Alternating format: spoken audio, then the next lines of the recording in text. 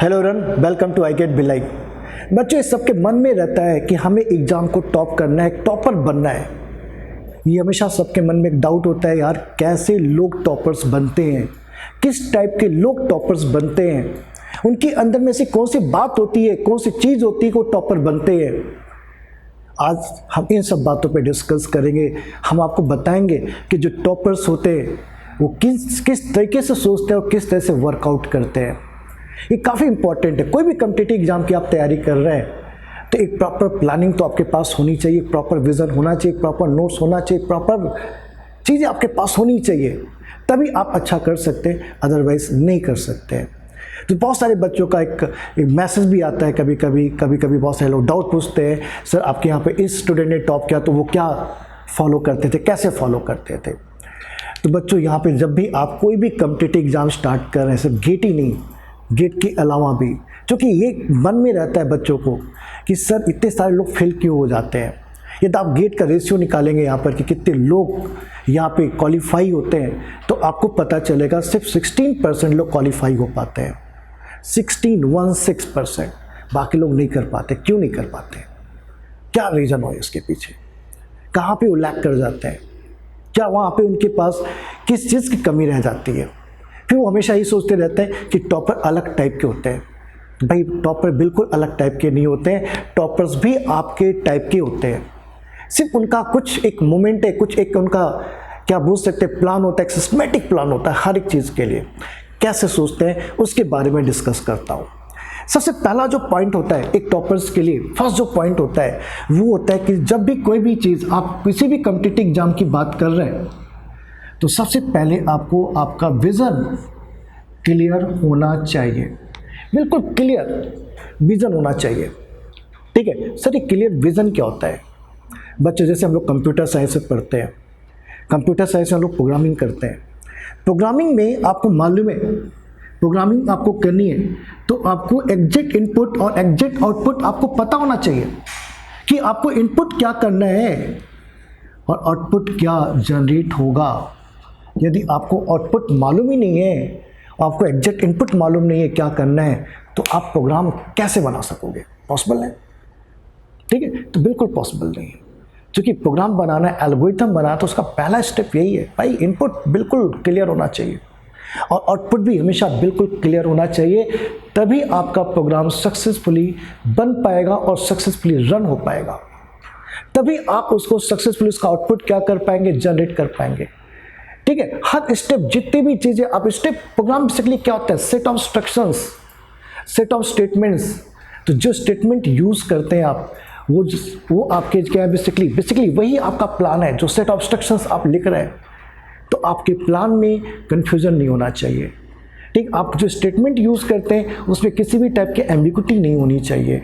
Similarly यहाँ पर भी वही चीज़ है कि आपका जो विज़न है बिल्कुल क्लियर होना चाहिए, उसमें एम्बिगुइटी नहीं होना चाहिए कि कुछ टाइम के लिए आप सोच रहे हैं मैं गेट कर लेता हूँ, कुछ टाइम के लिए और कुछ कर लेता हूँ, कुछ टाइम के लिए और कुछ नहीं। यहाँ पे कंसिस्टेंसी बहुत इंपॉर्टेंट है।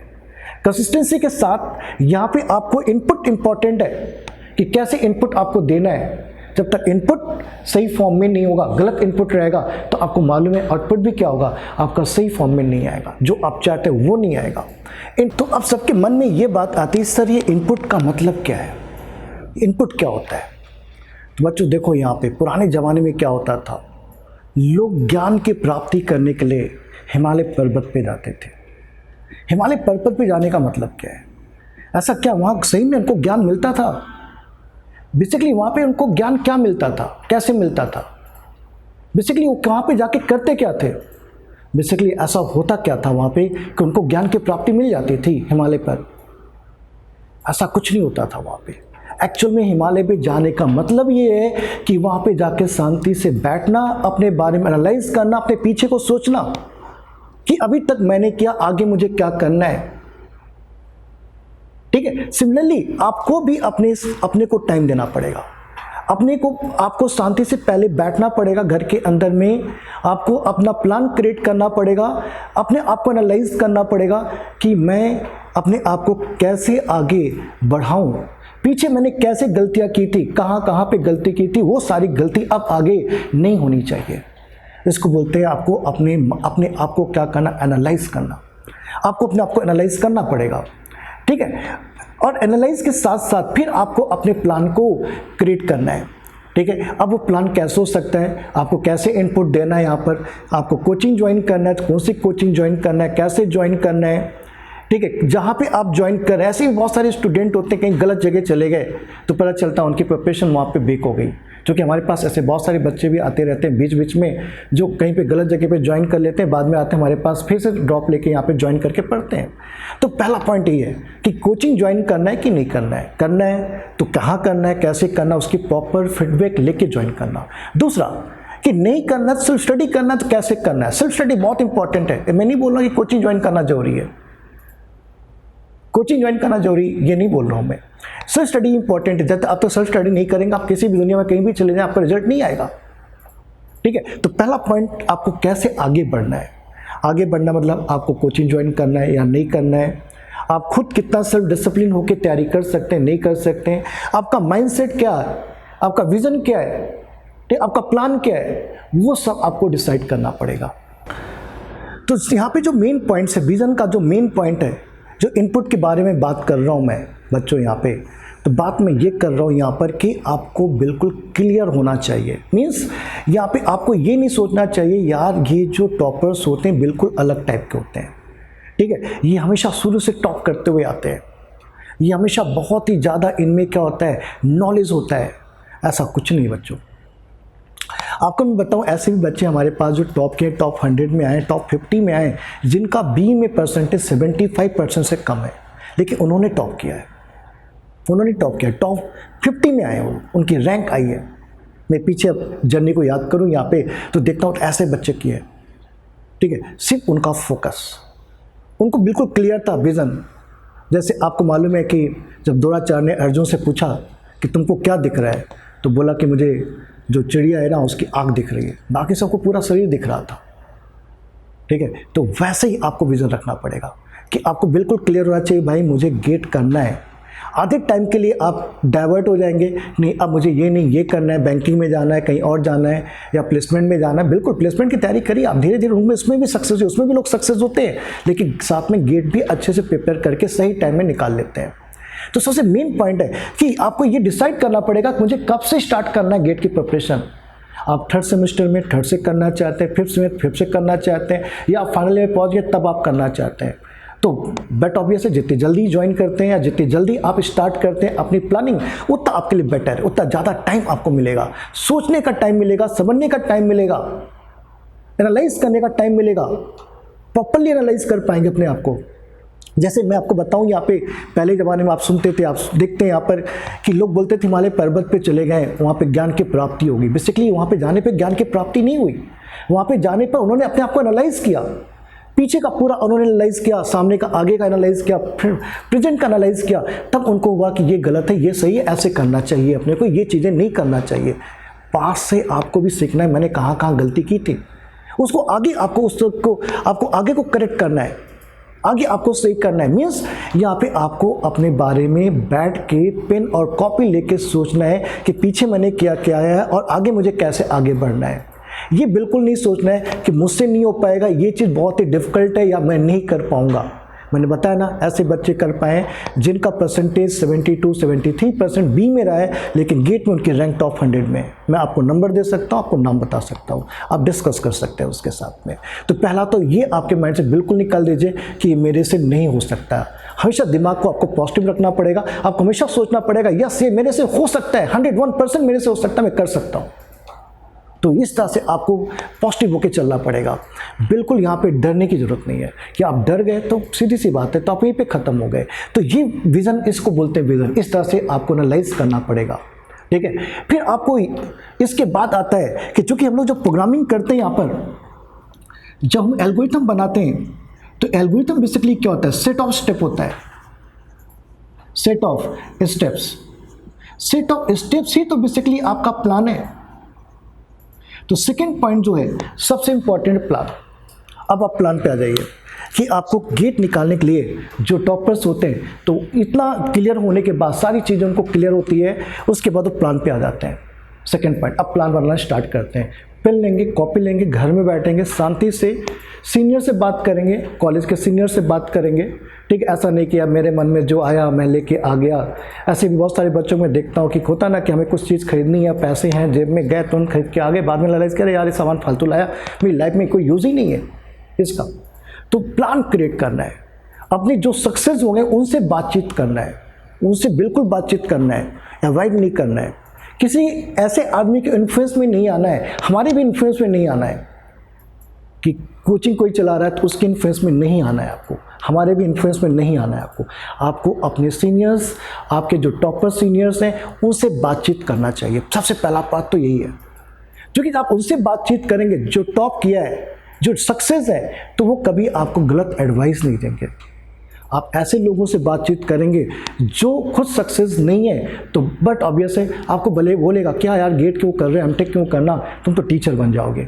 ठीक है, तो ये हमेशा दिमाग में क्लियर रखिए। आप जब प्लान स्टार्ट करते हैं सबसे पहला पॉइंट यही है डिस्कशन, कि पहले आप डिस्कशन कर लीजिए अपने आसपास के लोगों से, डिसाइड, उसके बाद आप डिसाइड करिए कि मुझे सेल्फ स्टडी करना है, मुझे कोचिंग करना है, कैसे आगे बढ़ना है, कैसे आगे बढ़ना है। कोचिंग ज्वाइन करना है, कहाँ पे ज्वाइन करना है, उसके लिए भी आप प्रॉपरली फीडबैक ले दीजिए, उसके बाद ही आगे बढ़िए आप। ठीक है, मतलब जब आपको 10 में से 8 लोग बोल रहे हैं नहीं यहाँ पे जाओ, तो आप सही मानो, अदरवाइज चुपचाप अपने हिसाब से। इसलिए सेल्फ स्टडी बहुत इंपॉर्टेंट है। ठीक, गेट आपको करना है और सेल्फ स्टडी आपको मालूम है कि जब तक आप सेल्फ स्टडी नहीं करेंगे तब तक आप कहीं भी ज्वाइन कर लीजिए सक्सेस नहीं होंगे, सीधी सी बात है, ये आपको भी क्लियर है। तो सेल्फ स्टडी तो बहुत ही इंपॉर्टेंट है, बहुत ही इंपॉर्टेंट है, तो करना है। तो सेल्फ स्टडी करना है तो कैसे आगे बढ़ना चाहिए, या हमें कोचिंग करना है तो कैसे आगे बढ़ना चाहिए। ठीक है, तो कोचिंग में ज्वाइन करने से ये थोड़ा सा बेनिफिट हो जाता है कि वहाँ पे आपको काफ़ी चीज़ें, पकी पकाई चीज़ें मिल जाती हैं, और सेल्फ जब आप बढ़ते हैं तो थोड़ा सा आपको और एनालाइज करना पड़ता है। और ऐसा नहीं कि होता नहीं भाई, आप तैयारी कर रहे हैं, आप सेल्फ स्टडी प्रॉपरली कर रहे हैं, आप डिसिप्लिन में, आप कंसिस्टेंट हैं, तो 101% आपका गेट में होगा। अच्छी रैंक लाने से आपको कोई रोक नहीं सकता है। तो प्लान का मतलब यहाँ पर वही हुआ, set of instruction, set of statements, कि अब सबसे पहला पॉइंट यहाँ पे आपको क्या करना है। सबसे पहला स्टेप आपको सिलेबस निकालना है। सिलेबस निकालिए, प्रॉपरली एनालाइज करिए सिलेबस को एनालाइज करिए, टॉपिक्स को देखिए क्या क्या टॉपिक्स है। ठीक है, कैसे हमें यहाँ पे पढ़ना है। और बच्चों एक चीज़ मैं बता दूँ, जो हम लोग 11-12 में लैक होते थे वो हमारा फंडामेंटल होता था, कि हमारा फंडामेंटल वीक रहता था, तो हम वहाँ पे लैक कर जाते थे। तो यहाँ पे वो कमी मत छोड़ना। सबसे पहला पॉइंट आपको एकदम बेसिक से स्टार्ट करिए आप चीज़ों को। जैसे सी पढ़ रहे हैं, बिल्कुल बेसिक से स्टार्ट करिए। मत सोचिए कि हमें सीधा रिकर्सन में कुछ जाना है, नहीं, आपको नहीं आता है तो बिल्कुल आप टाइम दीजिए अपने आप को। आप 3rd सेमेस्टर में, 5th सेमेस्टर में, तो आप अपने आपको टाइम दीजिए, और जितना ज़्यादा टाइम लेंगे उतना ज़्यादा एनालिसिस करेंगे। गेट सिलेबस कंप्लीशन के मत लगिए कि गेट को सिलेबस को कंप्लीट कर लेना है 4 महीने के अंदर में। भाई गेट टॉप करने के लिए गेट का सिलेबस कंप्लीट होना जरूरी नहीं है, सब्जेक्ट फंडामेंटल आपकी स्ट्रांग होना जरूरी है। ठीक है, आपके 2 सब्जेक्ट ढीले रहेंगे तो भी आप गेट निकाल सकते हैं, लेकिन बाकी सब्जेक्ट आपके अच्छे होने चाहिए। तो गेट निकालने का पहला ये जो टॉपर्स बनते हैं उनको बिल्कुल क्लियर पता होता है यार हमें धीरे धीरे धीरे रेस में आगे बढ़ना है। ठीक है, कछुए और खरगोश की कहानी आपने सुनी होगी, बिल्कुल कछुए की चाल में चलो। ठीक है, जो फाइनल ईयर में जो अभी एग्जाम लिखने वाले हैं उनके पास तो टाइम नहीं, उनको तो रेस में चलना पड़ेगा, दौड़ लगाना पड़ेगा। ये प्लान उनके लिए नहीं है, उनका प्लान तो अलग होगा। ये जो मैं प्लान दे रहा हूँ, जो बच्चे 3rd सेमेस्टर में, जो 5th सेमेस्टर में, उनके लिए। अभी 5th सेमेस्टर वाले भी इस साल एग्ज़ाम दे सकते हैं, तो उनको भी फोर्सफुली लगना पड़ेगा, करना पड़ेगा। जितनी प्रिपरेशन हो जाए, 7 सब्जेक्ट, 8 सब्जेक्ट, 9 सब्जेक्ट, जितना आप कर गेट हो, सिर्फ उतना ही तैयार करो। गेट के पूरे कंप्लीट सिलेबस के पीछे मत भागो। आप टारगेट करो मुझे 7 सब्जेक्ट प्रॉपरली प्रिपेयर करके इस बार एग्जाम लिखना है, फिर बाकी जो बचेगा नेक्स्ट टाइम कर लेना आप। ठीक है, आप गेट के पूरे सिलेबस की तरफ भागोगे तो पता चलेगा कि जो 7 आप पढ़ने वाले थे अच्छे से, वो भी आप अच्छे से नहीं कर पाए। ठीक है, उसमें भी आपसे क्वेश्चंस रह गए, नहीं बना पाए आप, क्योंकि आपकी प्रैक्टिस लैक हो गई, आप प्रैक्टिस नहीं कर पाए। तो समझ में आप पॉइंट। तो सेकंड पॉइंट, यहाँ पे सिलेबस पढ़ने के बाद आपको ये देखना है कि बेसिक फंडामेंटल कंसेप्ट स्ट्रॉन्ग करने हैं। बेसिक फंडामेंटल कंसेप्ट स्ट्रॉन्ग करने हैं आपको। ये करना है। तो हर एक टॉपिक का लिंक होना आपको पता होना चाहिए, और उसका एप्लीकेशन क्या है। एप्लीकेशन जो भी टॉपिक पढ़ रहे हैं उसका एप्लीकेशन क्या है, कैसे एप्लीकेट कर सकते हैं। हो सकता है कुछ चीज़ों का एप्लीकेशन आपको ना विजुलाइज हो, लेकिन मैक्सिमम चीज़ों को आप जब बारीकी से पढ़ेंगे तो मैक्सिमम चीज़ों का आपको एप्लीकेशन दिख जाएगा। उसे ईजी क्या होता है, उसे फ़ायदा क्या होता है कि आपको हमेशा वो परमानेंटली याद हो जाता है चीज़ें, फिर आपको उतना ज़्यादा मेहनत नहीं करनी पड़ती है। तो सिलेबस पकड़िए, बेसिक फंडामेंटल कंसेप्ट स्ट्रॉन्ग करिए आप लोग। तो यहाँ पे देखिए, आप सिलेबस पूरा देख लिया क्या क्या सिलेबस में आता है। आप अपना सब्जेक्ट स्टार्ट करिए, बुक से स्टार्ट कर सकते हैं, सेल्फ स्टडी कर रहे हैं तो आप, ठीक है। या आपके सीनियर्स के नोट्स आपको मिल जाते हैं तो आपके लिए हेल्पफुल हैं, आप उनसे ले लीजिए, फोटोकॉपी करा लीजिए, ठीक है। उसको भी आप देख सकते हैं वहाँ पे किस तरह से उन्होंने अपना नोट्स बनाया, खासकर जो सक्सेस लोग हैं उनसे नोट्स ले सकते हैं आप, वहाँ से स्टडी करना स्टार्ट कर दीजिए। आप अपना खुद का नोट्स बनाइए। नोट्स कैसे बनाना आगे डिस्कस करें, और थर्ड पॉइंट होगा अपना, ठीक है। हर टॉपिक के बाद, टॉपिक कंप्लीट करने के बाद, ठीक है, टॉपिक कंप्लीट करने के बाद प्रीवियस ईयर के क्वेश्चन बनाइए आप, प्रीवियस के क्वेश्चन बनाइए आप। बुकलेट आपके पास में है तो बुकलेट से क्वेश्चन आप सॉल्व करिए, ठीक है।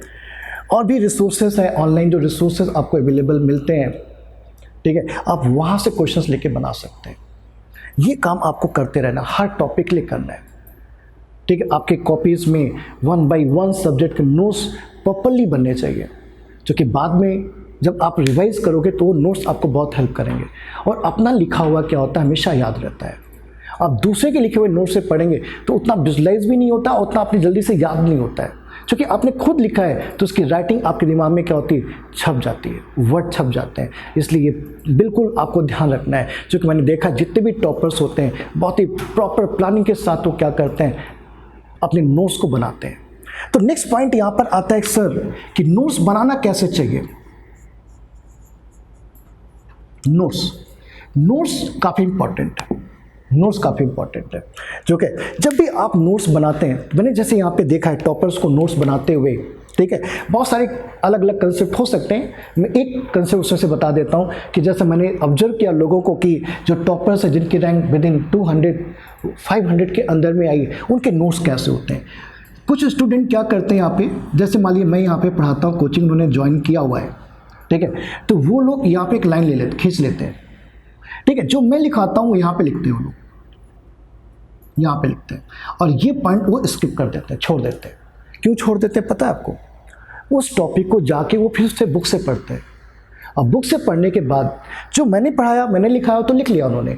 हो सकता है बुक के अंदर में 2%, 5%, 10% एक्स्ट्रा मिले, तो उनको लगता है यार ये भी तो इम्पोर्टेंट है, ठीक है, ये भी तो इम्पोर्टेंट। वो लोग यहाँ पे उसको नोट कर लेते हैं, यहाँ पे नोट कर लेते हैं, ठीक है। मतलब आपका जो पेज है उसमें से, ठीक है, आपने क्या कर दिया, 70% आपने नोट यहाँ पे लिखा, 30% आपने छोड़ दिया कि आप जो एनालाइज करेंगे, आप जो खुद बुक से पढ़ेंगे या कहीं और अदर रिसोर्स से पढ़ेंगे, उसमें कोई चीज़ नई चीज़ आएगी तो मैं यहाँ पे उस टॉपिक के रिस्पेक्ट में यहाँ पे लिखूँगा।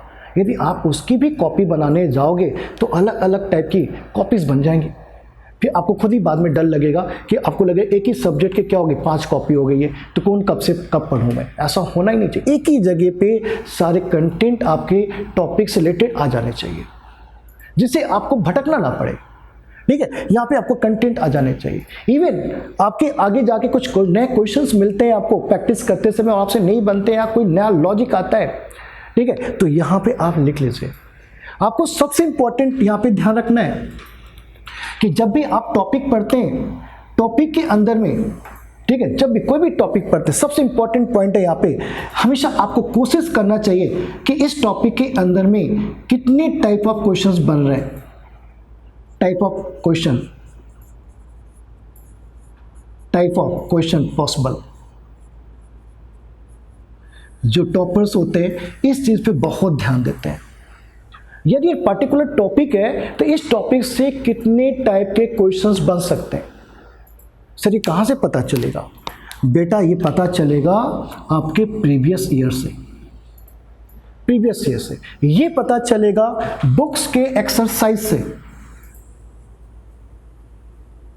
जो बुक के पीछे आपका एक्सरसाइज दिया रहता है वहाँ से आपको मालूम पड़ेगा। आप एक्सरसाइज को भी एक बार देख लीजिए, क्या एक्सरसाइज होता है, वहाँ से आपको मालूम पड़ेगा कि इस पर्टिकुलर टॉपिक में कितने टाइप के क्वेश्चंस बन सकते हैं। इसलिए बहुत सारे लोग गलती कर जाते हैं, सब्जेक्ट पूरा कंप्लीट करेंगे, प्रीवियस ईयर सॉल्व नहीं करेंगे, वहीं पे आप लैग करेंगे, और जब सॉल्व करने जाएंगे तो क्वेश्चन बनेगा नहीं, धीरे धीरे फ्रस्ट्रेट होंगे और उनका ग्राफ नीचे की तरफ आ जाएगा। तो ये चीज़ बहुत ध्यान रखिए, बहुत अच्छा पॉइंट है ये कि हर टॉपिक का टाइप ऑफ क्वेश्चन जरूर आप निकालिए। देखिए इससे रिलेटेड आप गूगल कर लीजिए, आज तो गूगल का ज़माना है यार, हर एक चीज़ मिल जाती है।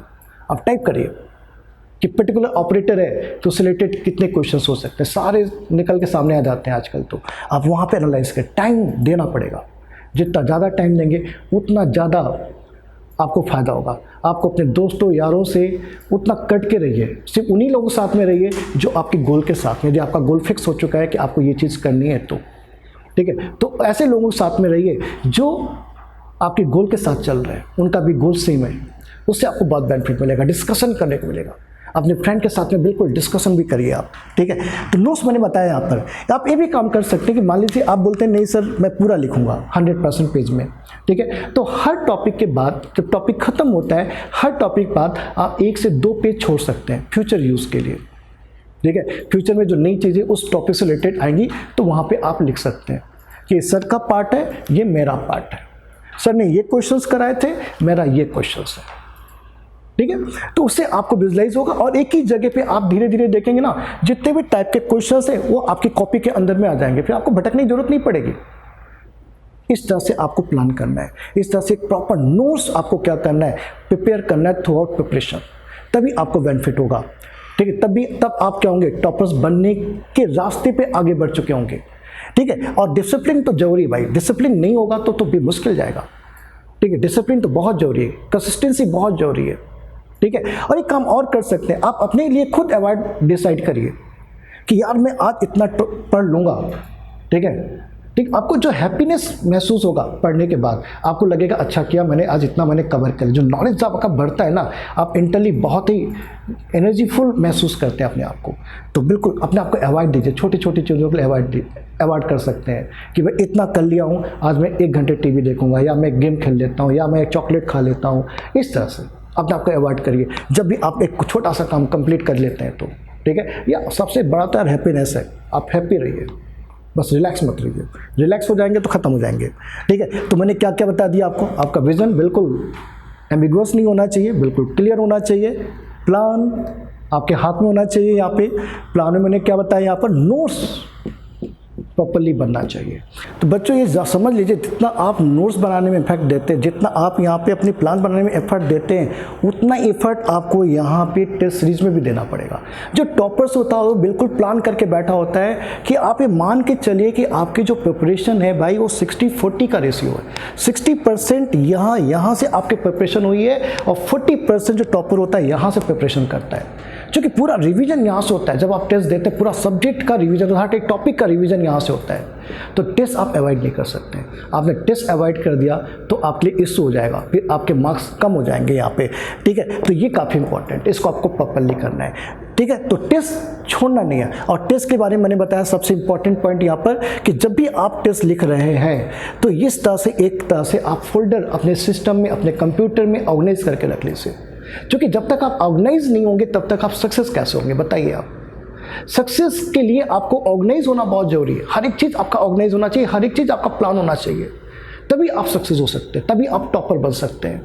तो ऑर्गेनाइज होना बहुत जरूरी यहाँ पर है। तो आप एक फोल्डर बनाइए टेस्ट सीरीज का, उसके अंदर सब्जेक्ट नाम लिखिए, उसके अंदर में भी आप क्या कर सकते हैं, टॉपिक का नाम लिख सकते हैं। टॉपिक वाइज आप क्वेश्चन सेव कर सकते हैं। जहाँ आपसे टेस्ट दे रहे हैं या कहीं से भी आपको क्वेश्चन मिल रहे हैं, किसी भी जगह से क्वेश्चन मिल रहे हैं, तो आप उसको अपने फोल्डर में सेव करते जाइए रिविजन के लिए। और उसको भी आप सिर्फ सेव ही मत करिए। बहुत लोग क्या करते हैं भाई, सिर्फ सेव कर लेते हैं, देखते कभी नहीं है, वर्कआउट कभी नहीं करते, वो सोचते कोई हमें बता दे इसका आंसर। नहीं, आपको खुद अपना आंसर उसको एनालाइज करके निकालना है, फिर फाइंड आउट करना है कि सही है गलत है, ठीक है। ये बहुत इंपॉर्टेंट है। फिर ये जो प्लानिंग आप कर रहे हैं, ये सारी प्लानिंग आपको लास्ट 2 मंथ जब गेट का एग्जाम बचेगा, ठीक, उसमें बहुत हेल्प करेगा। इनका जो टॉपर्स होते हैं लास्ट 2 मंथ का प्लान करके बैठे होते हैं। जब उनका गेट का सिलेबस सर कब तक खत्म हो जाता है, उनका गेट का सिलेबस आप मान के चलिए नवंबर लास्ट तक सेल्फ अपने आप से, मान लो कोचिंग ज्वाइन किए, कोचिंग के अंदर में अक्टूबर तक खत्म हो गया, तो वो अपना खुद से क्या करते हैं, नवंबर लास्ट तक कंप्लीट कर लेते हैं सिलेबस। तो सिलेबस नवंबर लास्ट तक कंप्लीट हो गया तो उसके बाद उनके पास 2 मंथ बचते हैं, दिसंबर और जनवरी। और दिसंबर और जनवरी अपने आप को पूरा का पूरा वो झोंक देते हैं किसमें, टेस्ट सीरीज और रिवीजन में। तो लास्ट 2 मंथ में सिर्फ 2 ही काम करना है आपको, revision and test series. Test series, ठीक है। इसी टेस्ट सीरीज से ही आपका क्या होगा, स्पीड बढ़ेगा, आपका सिली मिस्टेक क्या होगा यहां पर, कंट्रोल होगा। सिली मिस्टेक यहां पे क्या होगा, कंट्रोल होगा। ये सब चीजें आपको यहां से ऑटोमेटिक कंट्रोल होने लगेगी। आप जैसे जैसे टेस्ट देते जाओगे तो ऑटोमेटिक आपका, चूंकि देखिए जितना ज़्यादा नंबर ऑफ क्वेश्चन सामने से गुजरेगा ना, उतना कॉन्फिडेंस आपका बढ़ता जाएगा, धीरे धीरे बढ़ता जाएगा, ठीक है। कॉन्फिडेंस बढ़ेगा, साथ में आप टेस्ट देते जाओगे तो रिवीजन होते जाएगा, और टेस्ट देते जाओगे आपकी स्पीड धीरे धीरे बढ़ती जाएगी, टाइम आपका मैनेज होते जाएगा, आप खुद अपना प्लान कर पाएंगे कितने नंबर्स के क्वेश्चन कितने सेकंड के अंदर में मुझे सॉल्व कर लेना है, कितने मिनट में सॉल्व कर लेना है मुझे, ठीक है। आपके जो सिली मिस्टेक होंगे स्टार्टिंग में, बहुत मिस्टेक होते हैं स्टार्टिंग में, तो वो भी धीरे धीरे आपके कंट्रोल होते जाएंगे। लोग एक एक दिन में 2-2, 3-3 टेस्ट देना स्टार्ट कर देते हैं, इतना फास्ट टेस्ट देते हैं। और जितना ज़्यादा टेस्ट देंगे, जितने ज़्यादा नंबर ऑफ क्वेश्चन आपके सामने से गुजरेंगे, उतना आपको क्या होगा, बेनिफिट होगा। तो ये 5 पॉइंट्स हैं, ठीक है, जिसके भी आपको वर्कआउट हमेशा आपको करते रहना है। तो पहला पॉइंट, विजन से भटकना नहीं है आपको किसी भी हालत में, कोई कितना भी भटका है नहीं, आपको बिल्कुल आपका इनपुट आउटपुट क्लियर होना चाहिए कि मुझे इनपुट क्या देना, आउटपुट क्या आना, उसके अकॉर्डिंग आपको क्या करना है, अपना एल्गोरिथम, अपना प्लान क्या करना है, प्रिपेयर करना है। प्लान जब भी करते हैं तो प्लान को भी आप 2 पार्ट में डिवाइड कर सकते हैं, टेक्निकल पार्ट और non technical part. Technical part मतलब सिलेबस हो गया आपका, टॉपिक हो गया आपका, ठीक है, कैसे नोट्स बनाना है आपका, कैसे आपको टेस्ट सीरीज देना है, कैसे रिवीजन करना है, वो सब पार्ट हो गया। नॉन टेक्निकल पार्ट भी बहुत इंपॉर्टेंट बच्चों, यहाँ पे इसको हम बोल सकते हैं, ये आपका क्या है, टेक्निकल पार्ट है। ये आपका क्या है, टेक्निकल पार्ट है। नॉन टेक्निकल पार्ट की तरफ जाए हम लोग, नॉन टेक्निकल पार्ट की तरफ जाए तो बहुत से बच्चों को क्या होता है, प्रिपरेशन बहुत अच्छी होती है, बहुत अच्छी प्रिपरेशन करते हैं, बहुत मेहनत करते हैं, लेकिन 3 घंटे में जाके वहाँ पे इतना पैनिक हो जाते हैं कि वो वर्कआउट नहीं कर पाते हैं, ठीक है। किसी ना किसी कारण से उनका पेपर थोड़ा सा बिगड़ जाता है, रैंक उनकी थोड़ी सी फिसल जाती है। तो उसके लिए भी आपको यहाँ पे ध्यान देना पड़ेगा कि ऐसी कौन कौन सी चीज़ें हैं जो मुझे एग्ज़ाम के टाइम में डाइवर्ट कर देती हैं या मुझे नुकसान पहुँचा देती हैं, उनको भी फाइंड आउट करिए। उसके लिए आप मेडिटेशन करिए। यदि आपको लगता है यार कि मेरा लॉस होता है, मैं अच्छी प्रिपरेशन करने के बाद भी मैं फेल हो जा रहा हूँ, तो इसके लिए मुझे क्या क्या स्टेप उठाने चाहिए, उसके बारे में एनालाइज करिए। तो मेडिटेशन, मैंने देखा है बहुत सारे बच्चे क्या होते हैं जो घबराहट में होती है, तो उस घबराहट को कम करने के लिए मेडिटेशन करते हैं। तो मेडिटेशन करिए आप, ठीक है। आप मॉर्निंग वॉक करिए, इवनिंग वॉक करिए, अपने आप में रहिए, अपने आप को एनालाइज करते रहिए कंटिन्यूसली, अपने बारे में कंटिन्यूसली आप क्या करिए, सोचते रहिए, ठीक है। उस पर वर्कआउट करिए आप, ठीक है। फिर अपनी स्पीड कैसे बढ़ानी है, क्वेश्चंस को लेकर स्पीड कैसे बढ़ानी है, टाइम मैनेजमेंट कैसे करना है, प्रेशर हैंडल कैसे करना है, ये सब पे वर्कआउट करिए। तो मेडिटेशन करिए आप लोग, ठीक है। प्रेशर कैसे हैंडल करना है, ये आप ज़्यादा फोकस करिए, कैसे हैंडल करना है अपने आप को। तो उसके लिए वही है कि प्रिपरेशन फंडामेंटल आपका जितना क्लियर रहेगा, आपका जो कॉन्फिडेंस लेवल उतना ज़्यादा क्या रहेगा, हाई रहेगा। वैसे कॉन्फिडेंस आपका हाई है, क्वेश्चन देख के आपको फीलिंग आ रही है कि क्वेश्चन ऐसे बनने वाला है, तो ऑटोमेटिक प्रेशर आपका कम हो जाएगा। लेकिन क्वेश्चन देखने के बाद आप क्वेश्चन को प्रॉपर्ली पढ़ना ही नहीं चाह रहे हैं, अंदर घुसना ही नहीं चाह रहे हैं, आपको डर लग रहा है, बट ऑब्वियसली प्रेशर आपका बढ़ जाएगा, फिर आप उस पर अटैक नहीं कर पाओगे, ठीक है। टाइम मैनेजमेंट कैसे करना है, टाइम मैनेजमेंट कैसे करना है, ठीक है, कि आपको कॉलेज के साथ में भी आपको गेट की प्रिपरेशन कंटिन्यूअस करनी है। कोडिंग करना है तो कोडिंग भी आपको करनी है। तो इन सब के लिए आपको टाइम निकालना पड़ेगा। टाइम कैसे निकाल सकते हैं आप, कॉलेज का काम कॉलेज के अंदर में कंप्लीट कर दो, दोस्तों के साथ जाओ, घूमो टहलो, लेकिन एक लिमिटेड टाइम, डेली नहीं कि निकल गए फिर 5 घंटे 6 घंटे निकल गए फिर वापस आ रहे हैं, ऐसा नहीं। एक प्रॉपर टाइम डिसाइड करो, 1 घंटे के लिए जाना है, दोस्तों के साथ उठना बैठना है, फिर वापस आके रूम में बैठ के पढ़ना है, वो सब आपको प्लान करना पड़ेगा। जितना ज़्यादा आप प्लान करके चलेंगे, जितना आप सिस्टमैटिक ढंग से प्लान करेंगे, उतने अच्छे टॉपर्स आप बाहर निकलेंगे, बन के निकलेंगे। और जब आप टॉपर बन के निकलेंगे तो आपको जो स्टार वालिंग फीलिंग आएगी वो किसी में नहीं आएगी। और वैसे भी बताऊँ आपको, आप टॉप करिए मत करिए, आपकी प्रिपरेशन अच्छी होने लगती ना, धीरे धीरे आपको अंदर से अपने आप में एक स्टार वालिंग फीलिंग आने लगती, यार मुझे ये चीज़ आ गई, मेरे दोस्त को ये नहीं आती है, मेरे आपको कंपैरिजन खुद दिखने लगेगा। आप बोलोगे नहीं, लेकिन एक कंपैरिजन आपको लगेगा, इतनी चीज़ें मुझे आती हैं, इतनी चीज़ें आप में डेप्थ आने लगेगा। तो बहुत बेटर है, बहुत अच्छा है कि कंटिन्यूअस आपको लगे रहना है और करते रहना है, ठीक है। लगे रहिए, ऑल द बेस्ट।